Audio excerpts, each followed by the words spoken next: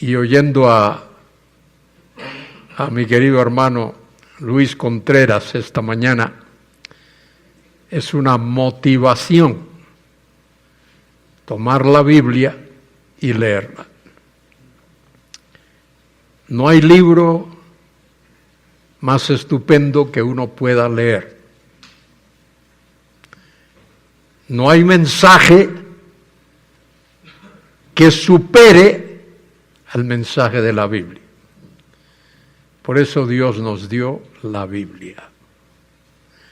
La palabra Biblia significa libros. Libros. Y esos libros que están ahí en nuestra Biblia son la palabra de Dios, autoritativa, infalible. ¿Qué significa autoritativa? Que tiene autoridad. ¿Dónde radica la autoridad de la Biblia? Radica en Dios. Lo que la Biblia dice es lo que Dios dice. Todo lo que Dios nos ha dicho para nuestro beneficio está en la Biblia. La palabra de Dios. La Biblia tiene autoridad. Autoridad del cielo, autoridad de Dios. Hasta el diablo lo reconoce.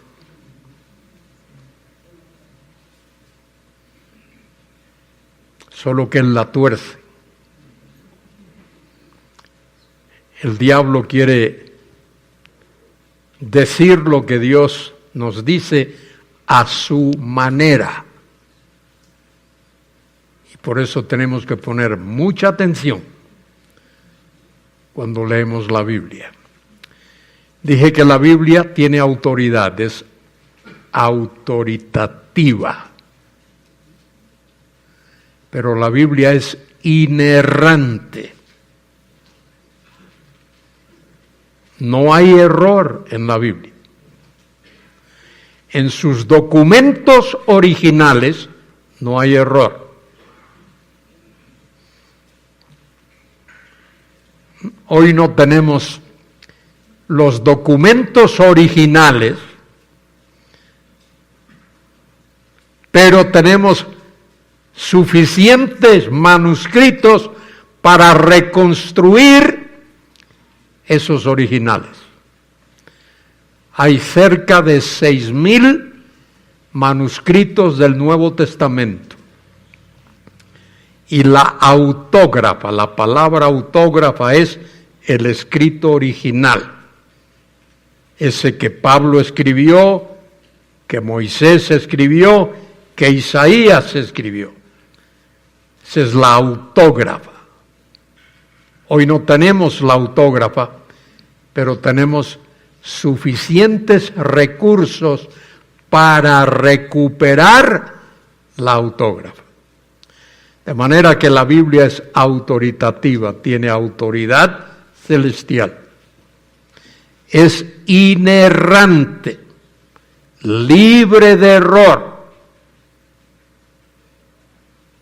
en sus manuscritos originales. Y es infalible. ¿Qué significa eso de infalible? Que no falla. Todo lo que la Biblia dice es cierto y todo lo que la Biblia profetiza, todas las profecías bíblicas se cumplen. Y todas se cumplen al pie de la letra. Todas las profecías se cumplen literalmente. No se cumplen metafóricamente, no se cumplen figuradamente, se cumplen literalmente. Todo lo que Dios dice está ahí. Todo lo que Dios nos ha dicho para nuestro bien está en la Biblia. Todo lo que Dios quiere que sepamos está en la Biblia. En realidad la Biblia no hay que reinterpretarla. La Biblia hay que releerla. Leerla una y otra vez, una y otra vez. Bien, tengo la responsabilidad de esta mañana de hablar acerca de la apostasía en el Antiguo Testamento. Este es el tema. Luis habló de la apostasía en el Nuevo Testamento. Voy a hablar de la apostasía en el Antiguo Testamento.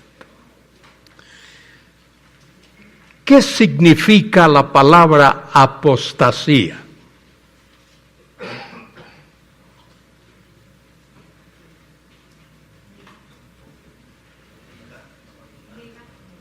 ¿Qué significa? La palabra apostasía, fíjese en esto.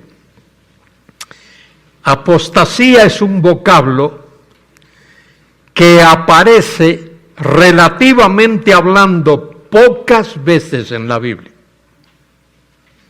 El vocablo apostasía se encuentra pocas veces, relativamente hablando, en la Biblia. Uno esperaría encontrarla muchas veces.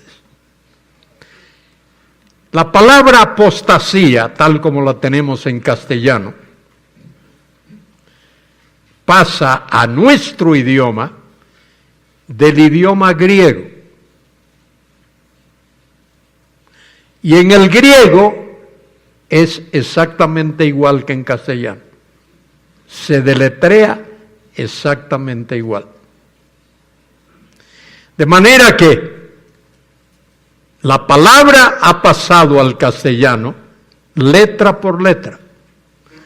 A eso se le llama transliteración. El vocablo ha sido transliterado. Letra por letra ha pasado del griego al castellano. ¿Qué dice el griego? Apostasía. Igual que en castellano, apostasía. Esa palabrita significa un alejamiento, una partida. En un sentido, la palabra significa éxodo, un éxodo. O cuando un barco deja el puerto. El capitán da la orden, leven anclas, y el barco sale, deja el puerto. Eso es un éxodo, y en un sentido es una apostasía. Quiero que entendamos esto, porque durante estos días, 2 o 3 días, se va a hablar mucho aquí de apostasía, pero siempre es bueno, es saludable, pedagógicamente. Es bueno tener una definición. Definir es muy importante. Y es importante que entendamos qué es apostasía, que sepamos definirla. La palabrita es. Generalmente, el vocablo va acompañado de otra palabra. No va solo. Generalmente. En el Nuevo Testamento. Uno apostata de algo. Uno puede apostatar de la familia.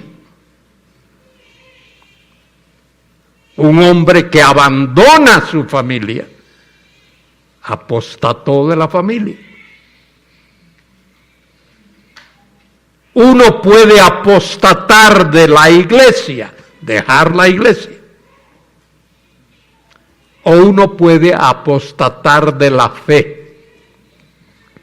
abandonar la fe. A Pablo lo acusaron, en el libro de Hechos 22 está la expresión, de haber apostatado de Moisés. Los judíos acusaron a Pablo de haber apostatado de Moisés, de haber dejado las cosas que Moisés mandó y de haber apostatado de las tradiciones de la nación de Israel. Esa fue una de las acusaciones constantes que se le hicieron, que se le hizo al apóstol Pablo, que había apostatado de Moisés. De manera que estoy diciendo esto para que todos vosotros que vais a estar aquí durante estos días entendáis qué es eso de apostasía, por qué se usa esa palabra, qué énfasis tiene, qué significado tiene, qué valor tiene en estudios teológicos. Pero como tengo que hablar de la apostasía en el Antiguo Testamento, ahí es donde quiero ir, al Antiguo Testamento. Todo lo que el Nuevo Testamento enseña está basado, la base del Nuevo Testamento es el Antiguo Testamento. Si alguien estudia el Nuevo Testamento y no estudia el Antiguo Testamento, no va a entender. Para poder entender el Antiguo Testamento, para poder entender el Nuevo Testamento, hay que entender el Antiguo Testamento. De manera que pastores y futuros pastores y esposas de pastores y misioneros y misioneras, enseña a tus alumnos y a tus oyentes las verdades que se encuentran en el Antiguo Testamento. ¿Por qué creó Dios el universo?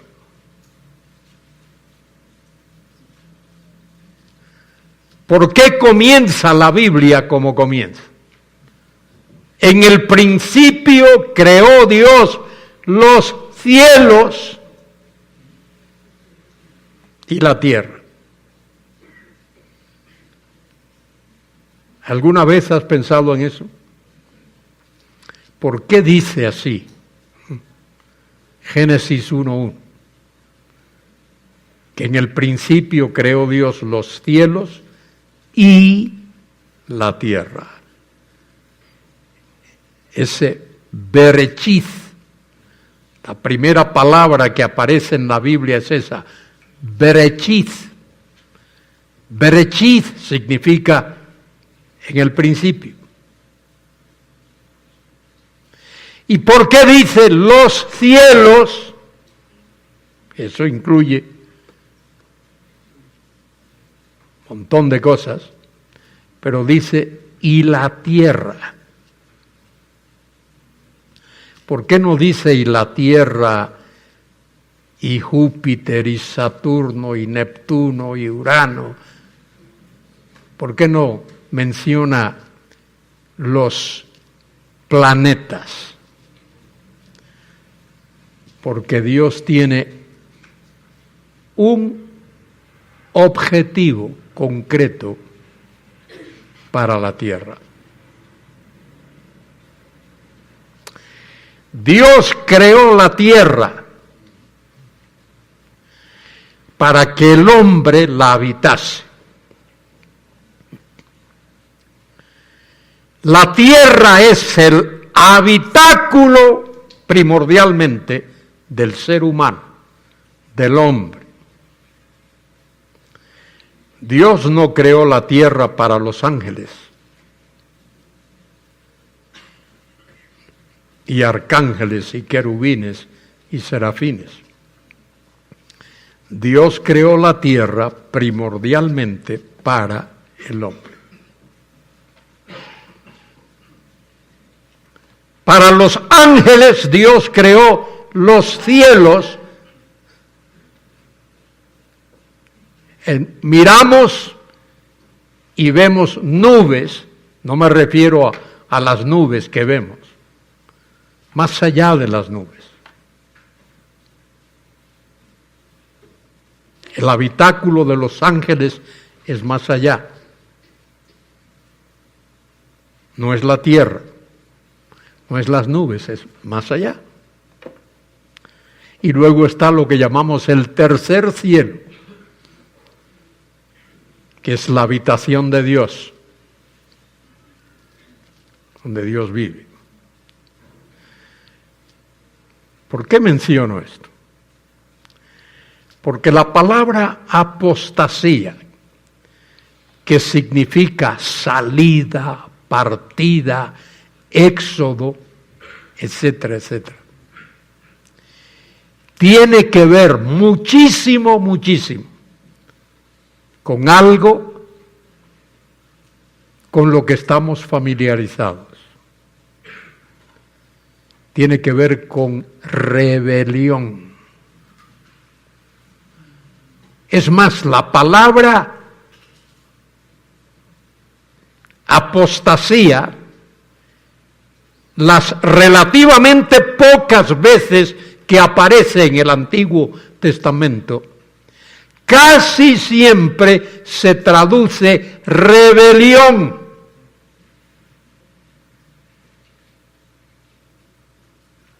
Hay rebelión. Ha habido y hay rebelión. Y eso tiene que ver, mire, con el propósito para el cual Dios creó el universo.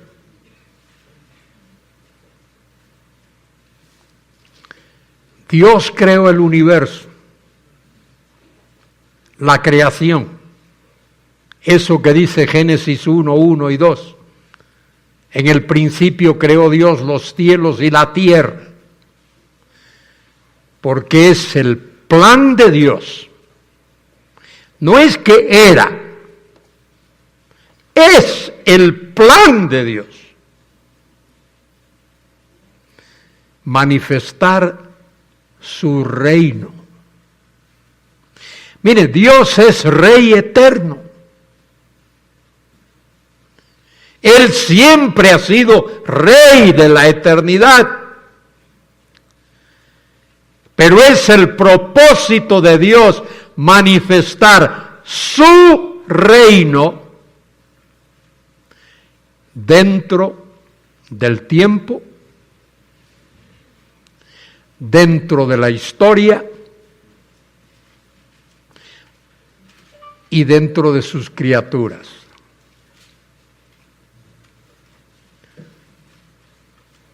Lo primero que Dios creó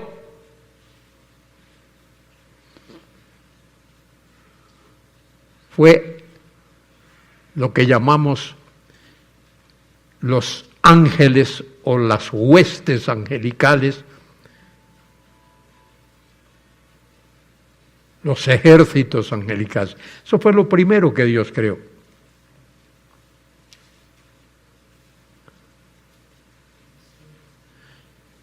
Y cuando Dios crea cielos y tierra, y forma la tierra, crea la tierra, ¿qué ocurre?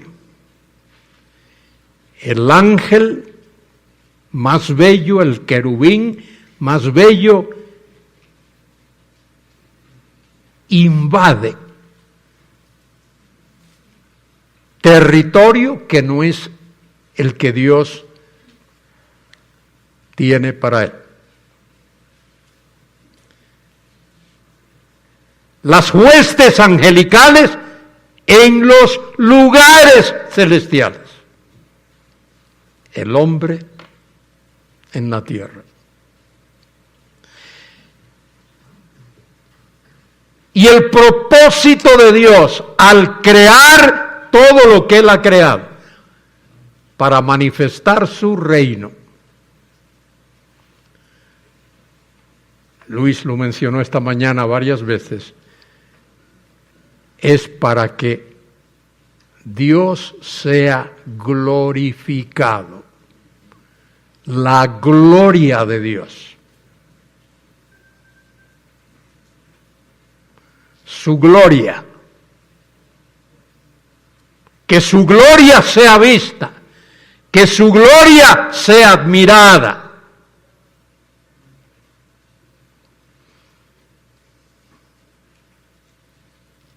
La gloria de Dios.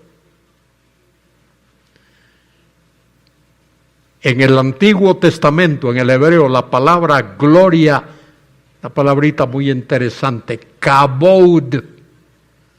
Kabod es gloria. En el Nuevo Testamento la palabra es doxa. Doxa tiene que ver con brillo, con esplendor, con fulgor.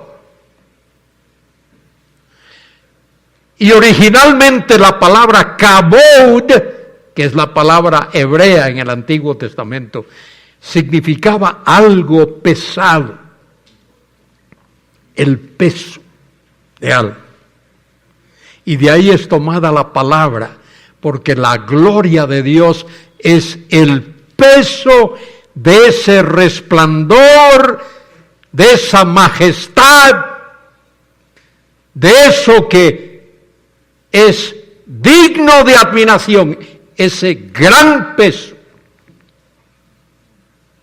Y poco a poco esa palabra se va transformando hasta adquirir el significado que tiene hoy, gloria. El propósito de Dios de crear la creación, disculpen la redundancia, el propósito de Dios de crear la creación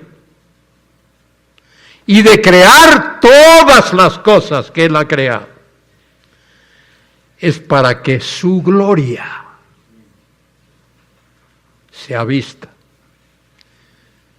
y su gloria sea alabada y su majestad sea exaltada. La gloria de Dios. Porque todo lo que es para la gloria de Dios es lo mejor.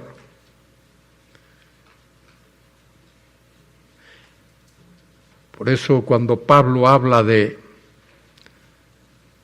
el pecado, cuando escribe del pecado, que entra en la experiencia humana, dice, por cuanto todos pecaron.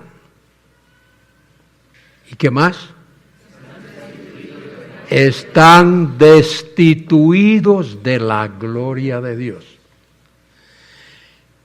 En la traducción esa, están destituidos, en realidad significa se han quedado cortos de la gloria de Dios.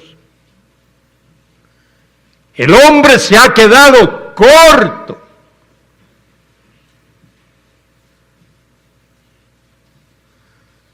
Una ilustración que leí hace años es como aquel que quiere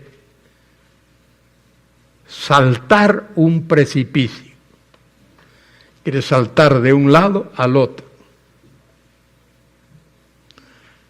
Y hay, vamos a decir, 10 metros, 12 metros de separación de un lado al otro. Uno puede saltar y tiene la mala fortuna de que solo salta 5 metros. ¡Pum! Va para abajo. Otro salta y salta 7 metros, pero va para abajo. Y por fin otro, el último, salta y salta 9.9 metros y va para abajo. Todos nos hemos quedado cortos de la gloria de Dios. Y la gloria de Dios es la meta. La gloria de Dios para su creación es el objetivo.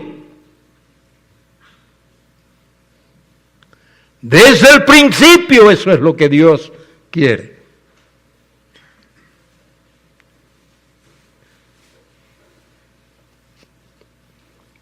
Hablaba hace un momento de Lucifer. Fíjese cómo la palabra de Dios describe esto. Allí en el capítulo 28 del libro de Ezequiel. De paso, nunca he oído una exposición del libro de Ezequiel. He leído comentarios, no hay muchos, pero nunca he ido a una iglesia donde el pastor haya comenzado con Ezequiel 1:1 y haya expuesto todo el libro. A lo mejor aquí hay alguien que lo ha hecho, pero nunca he ido a una iglesia donde eso haya ocurrido. Toño lo ha hecho. ¡Viva Toño! Y Toño sabe que muy pocos no se arriesgan. Mire lo que dice Ezequiel 28 acerca de ese ser que ha querido trastornar, entorpecer la gloria de Dios. La primera rebelión, la primera apostasía en el universo. Aquí lo tenemos. Dice allí en el versículo 12, hijo de hombre, levanta endechas sobre el rey de Tiro. Y se usa aquí la figura del rey de Tiro porque los reyes de la antigüedad todos se consideraban dioses, todos los reyes de la antigüedad. Por eso se hacían un palacio muy suntuoso, enorme, lujoso, todos. El rey de Tiro. Y dile, así ha dicho Jehová el Señor, tú eres el sello de la perfección, lleno de sabiduría y acabado en hermosura. Fíjense ahí, lo único humano, por así decir, es hasta donde dice rey de Tiro. Todo lo que sigue ya se sale del ámbito de lo humano, de lo terrenal. Y mire lo que dice. Tú eres el sello de la perfección, lleno de sabiduría y acabado en hermosura. En Edén, en el huerto de Dios, estuviste, de toda piedra preciosa era tu vestidura, de cornerina, topacio, jaspe, crisólito, berilo, ónice, zafiro, carbunclo, esmeralda, oro y oro, los primores de tus tamboriles y flautas estuvieron preparados para ti en el día de tu creación.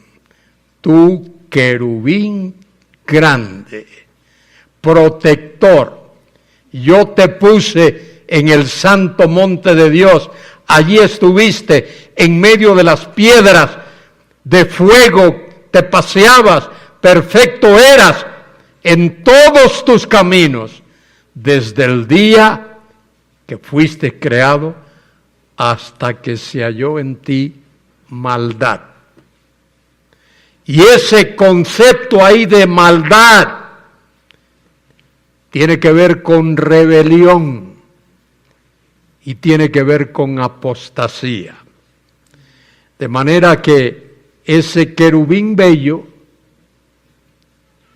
ese ser angelical hermoso, hermosísimo, indescriptiblemente hermoso, fue el primer apóstata de la creación de Dios. Él armó la rebelión y ha querido formar, organizar un reino de tinieblas. El reino de Dios es un reino de luz. El reino del enemigo de Dios es un reino de tinieblas. ¿Qué es lo que Dios ha estado haciendo y que continúa haciendo y que lo hará hasta su conclusión? Dios está en la actividad, en la tarea, en el trabajo de fraguar el mejor de los mundos. Eso es lo que Dios quiere. Y desde el principio es lo que Dios ha estado haciendo. Por eso cuando la Biblia dice, en el principio creó Dios los cielos y la tierra. Ahí está. La tierra, en este planeta Tierra. Dios quiere manifestar su reino dentro de la historia, en medio de los hombres. Pero un reino de luz, un reino real, que el maligno ha querido torcer, obstruir, distorsionar. En el principio creó Dios los cielos y la tierra. Y la tierra, ahí no hay esa conjunción que aparece ahí, es una conjunción copulativa. Cuando Dios creó la tierra, en ese momento la tierra estaba desordenada y vacía. Tohu babohu. Linda expresión, ¿verdad? Tohu babohu, dice el texto hebreo. Desordenada y vacía. No es que la tierra se volvió. Es que cuando Dios la creó, estaba desordenada y vacía. Pero mire, esa expresión desordenada y vacía es lo que se llama una locución.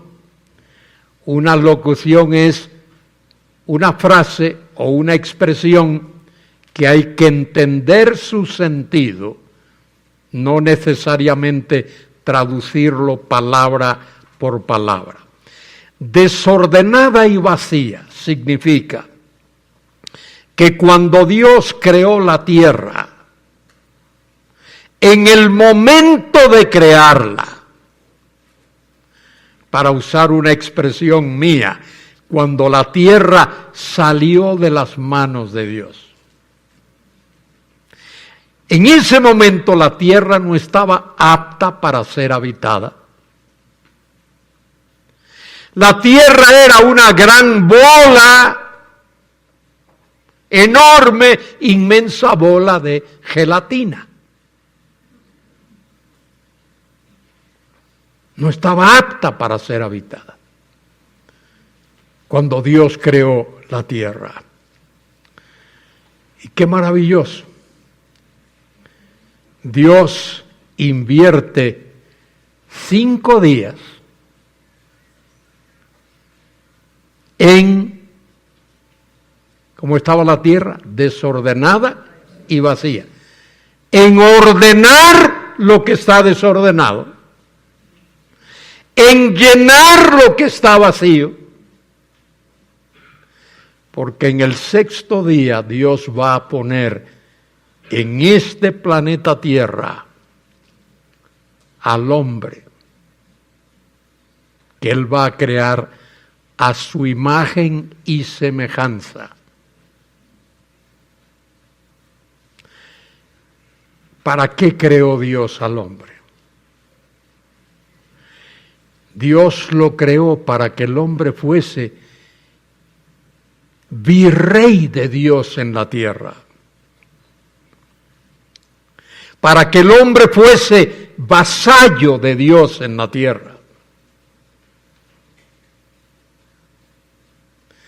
Y Dios ordena lo que está desordenado, llena lo que está vacío, y en el 6º día forma del barro de la tierra a Adán. La palabra Adán significa barro. Y Dios sopla en Adán el soplo de la vida, el ruaj, dice el texto. Ruaj, el espíritu de la vida. Y en ese momento el hombre es un ser viviente. Y ser viviente significa que es una persona. Y Dios crea a esa persona, ese hombre, para que el hombre sea su virrey en la tierra. Para que sea su vasallo en la tierra. Para que le obedezca en la tierra. Para que lo represente en la tierra.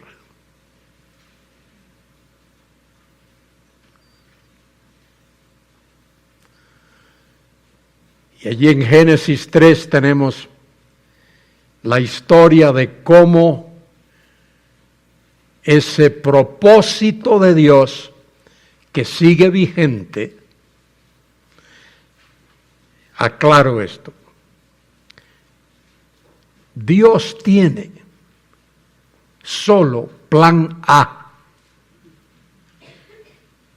¿Me entendéis? Dios no tiene plan A y plan B y plan C.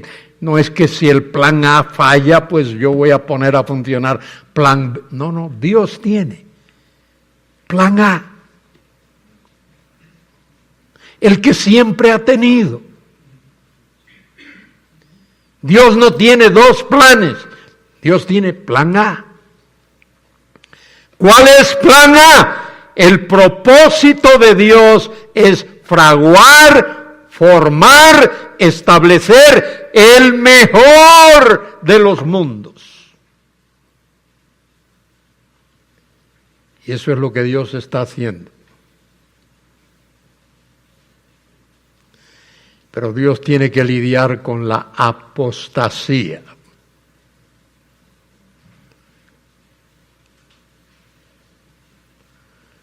Y esa apostasía significa que Dios tiene que lidiar con las huestes angelicales satánicas. Hubo una rebelión Antes de la creación del hombre hubo una rebelión.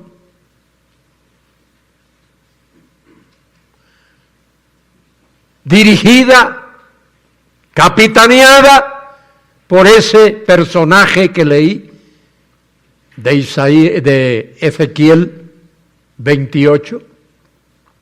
De paso, también hay otro pasaje muy importante en Isaías 14, del 12 en adelante, versículo 12 en adelante, donde se habla de ese ser, de ese Lucifer, de ese...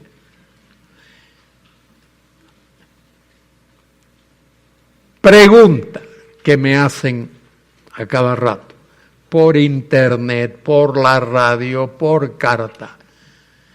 Si Dios sabía que Lucifer iba a pecar, ¿por qué lo creó?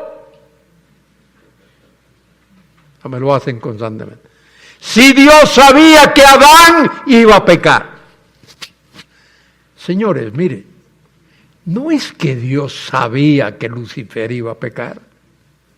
A lo mejor hay algún, o más de uno, teólogo liberal que dice, no, es que Dios no sabía. No es que Dios solo sabía, es que ese es el plan de Dios.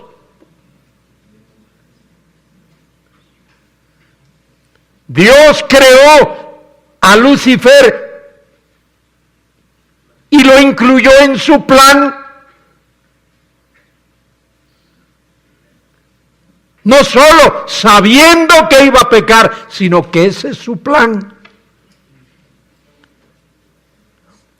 Dios creó al hombre no solo sabiendo que iba a pecar, sino que ese es su plan. ¿Por qué? Porque el propósito de Dios es destruir el mal. Y para que el mal pueda ser destruido, tiene que existir. El propósito de Dios es crear, formar, fraguar el mejor de los mundos. Y para que eso pueda hacerse, Dios tiene que derrotar el mal, y Dios tiene que derrotar el pecado, y Dios tiene que derrotar la maldad, y Dios tiene que derrotar la rebelión, y Dios tiene que derrotar la apostasía.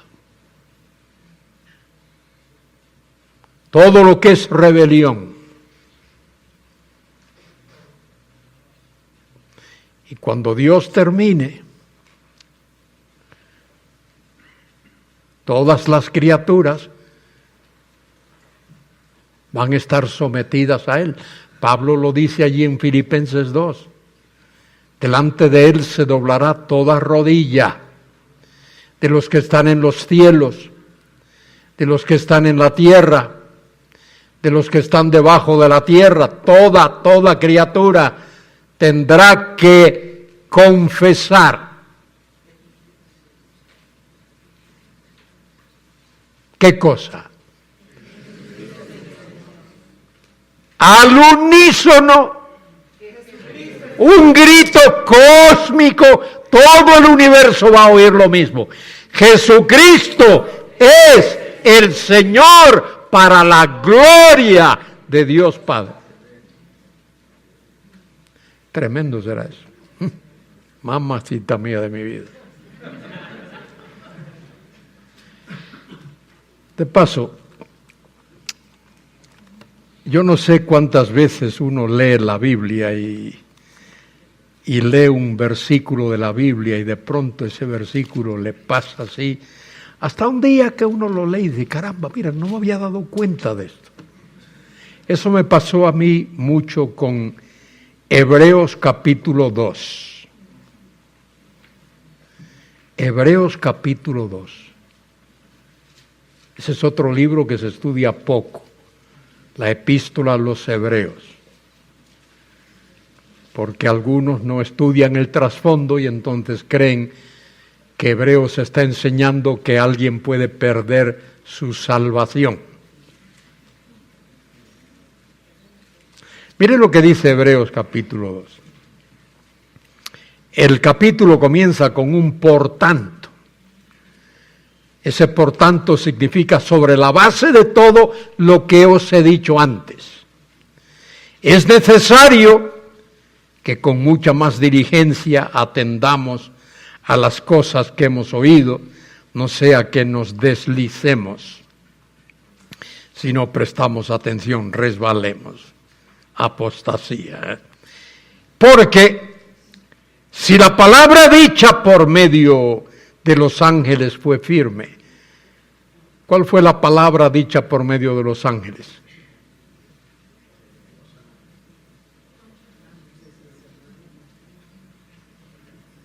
Señores, la ley de Moisés. Dios dio la palabra a ángeles y ángeles la dieron a Moisés. La palabra que Dios habló a Moisés se la dio por medio de ángeles. Bien, dice allí, porque si la palabra dicha por medio de los ángeles fue firme, y toda transgresión y desobediencia recibió justa retribución, ¿cómo escaparemos nosotros si descuidamos una salvación tan grande, la cual, habiendo sido anunciada primeramente por el Señor, nos fue confirmada por los que oyeron? Porque estos son creyentes de la segunda generación, testificando Dios juntamente con ellos, con señales y prodigios y diversos milagros y repartimientos del Espíritu Santo según su voluntad. Y ahora viene el versículo 5. Mírelo ahí, que dice: porque no sujetó a los ángeles el mundo venidero. Este mundo, en el plan perfecto de Dios, este mundo en el cual tú y yo vivimos, está sujeto a ángeles. No nos damos cuenta de eso. El presidente de España, voy a comenzar por España, tiene a un ángel perverso que lo aconseja. Y supongo que el presidente de México, lindo y querido, también tiene algún ángel perverso y maligno que lo aconseja. Escúchenme, todos los gobiernos de la tierra, todos, sin excepción, todos, sin excepción, son influidos desde la caída hasta el día de hoy y hasta el día cuando Jesucristo venga y someta bajo su gloriosa autoridad y soberana autoridad todas las potestades de este mundo, todos los gobiernos tienen un demonio que le dice: haz esto, o haz esto, o no hagas esto. ¿Por qué la sociedad en la que vivimos, por poco digo suciedad,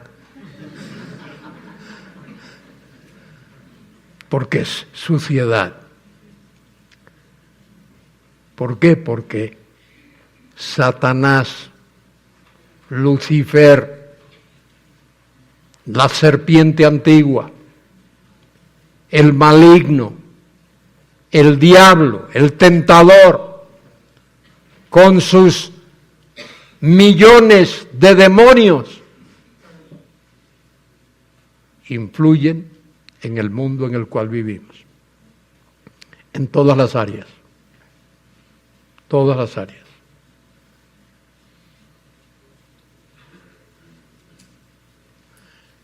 Por eso tenemos que, bueno, no por eso, pero esa es una razón poderosa por la que creo en la soberana elección de Dios. Porque si no fuese por la soberana elección de Dios, nadie en este mundo sería salvo. La soberana elección. Bueno, ¿qué dice ahí? Porque no sujetó a los ángeles el mundo venidero. El mundo venidero es el mundo del Mesías. El mundo venidero es aquel que va a ser establecido en esta tierra cuando Cristo venga. Digan lo que digan por ahí, no estamos en el reino ahora.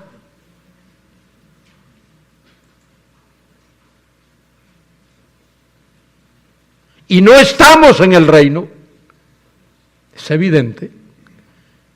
Cristo enseñó a sus discípulos a orar diciendo: Padre nuestro que estás en los cielos, santificado sea tu nombre. ¿Qué más? Venga tu reino. Esa última frase que habéis dicho, eso es lo que se llama, anótalo por ahí para que no se te olvide, eso es lo que se llama una frase epexegética. Frase epexegética es una que explica lo que se ha dicho antes. Venga tu reino, queda explicado por lo que sigue. Hágase tu voluntad en la tierra tal como es hecha en el cielo. Cuando el reino venga, la voluntad de Dios será hecha en la tierra como en el cielo. Una cosita más. Todo lo que he dicho en esta mañana es preparatorio para lo que diré en algún otro momento en alguna otra conferencia. El propósito de Dios es manifestar su gloria eterna dentro de la historia, dentro de los hombres y en esta tierra en la cual estamos viviendo. Y eso lo vemos desde el principio. Vemos rebelión, pero vemos la mano de Dios. Génesis 1 y Génesis 2, la creación. Génesis 3, la entrada del pecado. Génesis 4, el primer homicidio que se comete en el mundo. ¿Y sabe quién fue el primer homicida en el mundo? Caín. ¿Sabe por qué? Léalo ahí en su Biblia. Primero de Juan 3:12. Mire lo que dice ahí. Dice Juan: hijitos, amémonos unos a otros. No como Caín. Y luego dice algo. ¿Qué dice? ¿Qué dice? Que era de el maligno. ¿Por qué Caín mató a Abel?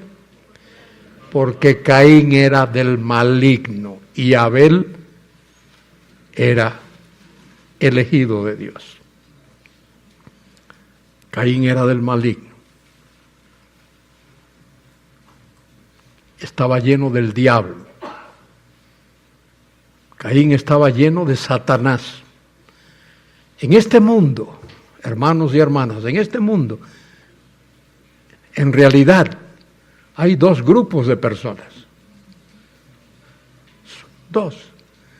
Hay los que son simiente de la serpiente, el diablo, y simiente de la mujer. Son los dos. Solo esos. Simiente de la mujer tiene que ver con esos que Dios ha elegido para que entren a formar parte de su plan. Simiente de la serpiente es la tremenda cantidad de personas en este mundo que son rebeldes contra Dios. Y apostasía tiene que ver con rebelión. A veces limitamos la palabra a la iglesia. Gente que sale de la iglesia o se va de la iglesia que nunca formaba parte de la iglesia. Pero apostasía tiene que ver con rebelión. Mateo habla de eso en el capítulo 13 cuando registra allí las parábolas del reino que le llamamos. Hubo 8 parábolas, son 8. 7 de ellas los discípulos no tuvieron problema. Entendieron al Señor. Pero hubo una que los deslumbró. Y tan pronto Jesús terminó, lo llamaron aparte. Señor, explícanos esta parábola. No le preguntaron de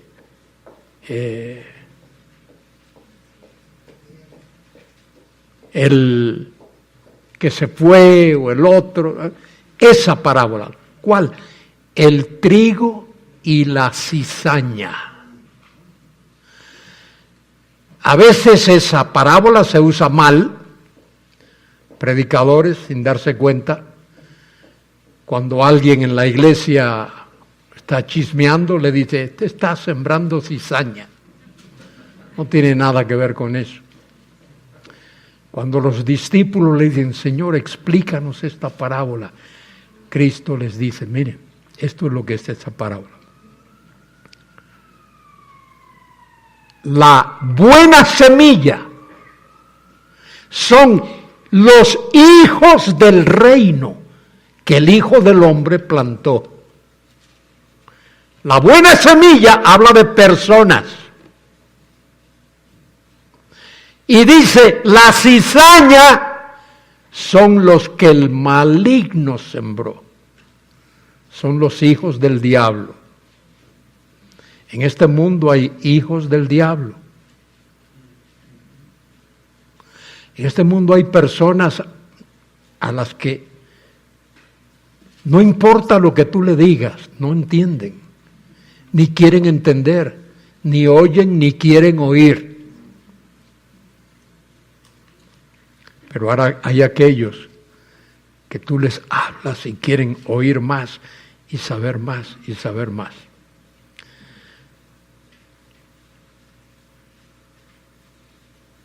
Dos. Hay esos apóstatas, rebeldes, rebelión. Y vamos a ver esa rebelión en la Biblia. Desde allí, desde Génesis capítulo 4, Caín mató a su hermano Abel, rebelde. Y luego tenemos el capítulo 6 del Génesis, que habla del diluvio. Los que perecieron en el diluvio era gente malvada. Dice el texto allí, lo único que pensaban era lo malo.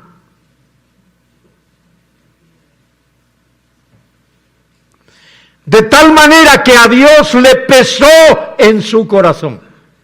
Dice allí, se arrepintió, pero no, Dios no se arrepiente. Él no es hombre ni hijo de hombre para que se arrepienta. Le pesó en su corazón. Eso es una manera de hablarnos de que Dios es sensible a la condición humana y a la pecaminosidad humana. Y fíjese, Noé predicó 120 años y la gente lo único que hizo fue burlarse de Noé. Burla. Rebelión, rebeldía completa, total. Y solo Noé, su mujer, sus 3 hijos y la esposa de cada uno de ellos. 8 personas en total. ¿Sabe lo que es eso? 120 años predicando y que solo 8 personas. Bueno, en este caso 7, quitando a Noé, que es el siervo de Dios. 7 personas. Es tremendo. Y de paso, esa gente,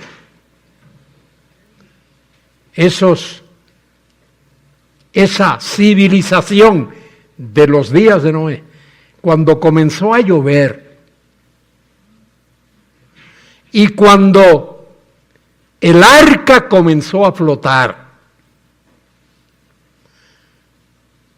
esos que habían rechazado el mensaje de Noé, ninguno de ellos tocó la puerta del arca. Ninguno. Esos no tenían interés de ninguna clase. A veces evangelistas hablan de que bueno, que ninguno tocó la puerta. Cuando Dios cerró la puerta, la cerró. Y no había ningún, si hubiese habido uno que se hubiese arrepentido y hubiese querido entrar, Dios lo hubiese hecho entrar. Ninguno. Todos perecieron. La gran apostasía. Gran apostasía. Y luego después vemos lo que ocurre en la Torre de Babel, otra gran apostasía. Y Dios está preparando el camino, porque Dios va a llamar a un hombre llamado Abraham, y con él va a establecer un pacto incondicional. Y en ese pacto incondicional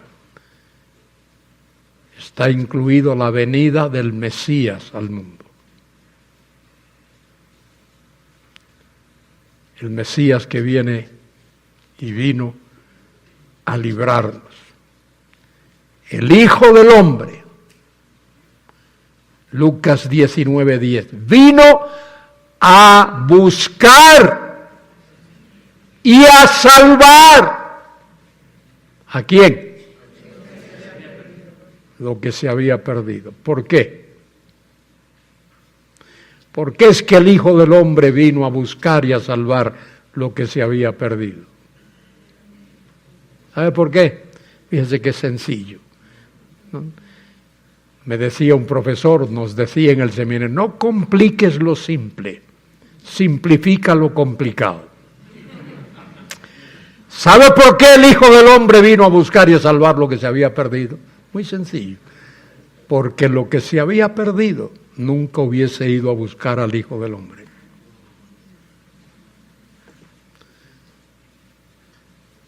Por eso es que Dios viene a este mundo. Como dice Juan 6:44, dice en la Reina Valera, ninguno puede venir a mí si el Padre que me envió no le trajere. El verbo traer ahí es un verbo que significa arrastrar. Ninguno puede venir a mí si el Padre que me envió no lo arrastrare. Dios tiene que arrastrar a pecadores que vengan a Él. Muy bien. De aquí en adelante vamos a entrar en los temas de las grandes apostasías del Antiguo Testamento. Vamos a ver varias de esas grandes apostasías del Antiguo Testamento. Y luego al final creo que tengo que hablar de la apostasía de los últimos tiempos. Va a haber una gran apostasía en los últimos tiempos. Yo no sé cuán cerca estamos, pero creo que estamos cerca. En gallego decimos, estamos muy pretiño, muy cerquita. Preto en gallego es cerca. Pretiño, estamos pretiño. El gran día se acerca. Y debo decir esto, y ahora sí termino. Aprovecha cada oportunidad que tengas. Ayer cuando llegué a México lindo y querido, fuimos a comer ahí a un restaurante y al salir veo a la señorita que siempre ponen en la puerta a dar la bienvenida a los que vienen y la despedida a los que se van. Y le pregunté la pregunta que le hago a tanta gente, a esa señorita guapísima chica, guapísima. ¿Sabes cómo llegar al cielo desde ahí de donde estás? Me dijo, no. ¿Me permites que te lo diga en 30 segundos? Y no gasté más de 30 segundos en compartirle el Evangelio. Y le dije, mira, vas a tener momentos aquí en que no vas a tener a nadie, a ningún cliente, nadie que te robe el tiempo. Habla con Dios así como estás hablando conmigo ahora. Y dile, Dios, te necesito. Perdona mis pecados. Ven a mi vida, sálvame. Y la dejo con esa inquietud. Cuando llegué al aeropuerto y fui allí al oficial de migración, me dijo, ¿cuántos días va usted a estar aquí en México? Siempre preguntan eso. Bueno, alrededor de 10 días. No acordaba cuánto. Dije lo que me vino a la mente. ¿Y qué viene a hacer? Le digo, mire señor, vengo a hacer algo que es sumamente importante. Vengo aquí a enseñar las Sagradas Escrituras, la palabra de Dios. Y si tengo la oportunidad, vengo a decirle a mexicanos cómo salir de las tinieblas a la luz de Jesucristo. ¿Sabe lo que me dijo el hombre? Me dijo, oiga, yo necesito oír eso. Le digo, lástima que no podamos sentarnos usted y yo y hablar de esto. Hermanos, no pierdas ninguna oportunidad. No te avergüences de decirle a nadie que Cristo es el único Salvador. Pablo dijo, no me avergüenzo del Evangelio. Creo que Pablo quiso decir ahí, no me avergüenzo de decirle a nadie, soy cristiano. Porque es poder de Dios para salvación a todo aquel que cree. Qué tremendo que Dios lo ha resumido todo en eso de creer, ese pistis, poner fe, creer, pistúo, poner fe, creer en el único que nos puede salvar. ¿Qué digo, Toño? Gracias por darme el privilegio de estar aquí, hermano.